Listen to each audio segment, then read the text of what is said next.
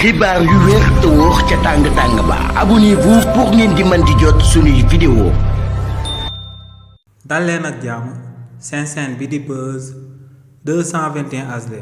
kii di Déthié Fall di ministre des infrastructures ci réewu Sénégal ginnaaw ba mu jëlee akub chantier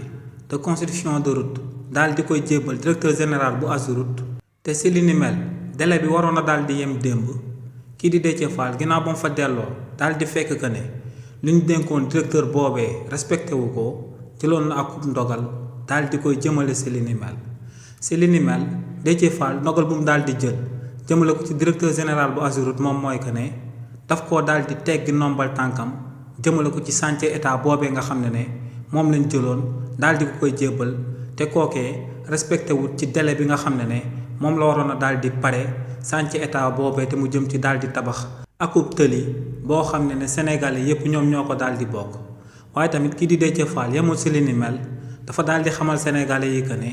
ci contrat bi nga xam ne moom moo lié waa AGEROUTE ak état bu Sénégal bu fekkee ne ñooñee respecté wuñ contrat bi daa am ay daan yi nga xam ne dañ ko war a jël daal di koy teg ci ndodd waa société bi te ne daan yooyee dinañ ko daal di appliquer à la norme.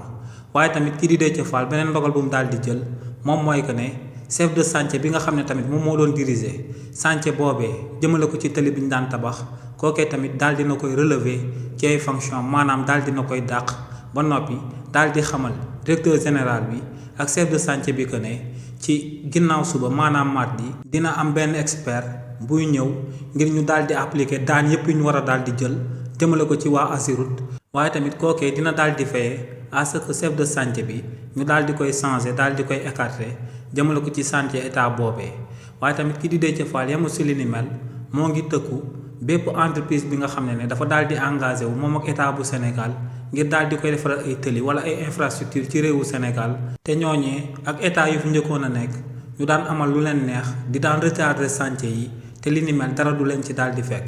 ne lu leer ba moom mooy que ne bépp chantier bi nga xam ne jël nañ ko daal di koy jébbal akub entreprise ci réewu Sénégal te kookee daal di ciy amal ay tabax yu baaxul wala akub retard de délai ne dinañ daal di jël sanction yi nga xam ne moom lañ bind ci contrat bi daal di koy appliquer à la lettre jëmale ko ci bépp entreprise bu amal li ni mel ci réewu Sénégal. xibaar yu wér te wóor ca tàng ba abonnez-vous pour ngeen di mën di jot suñuy vidéo.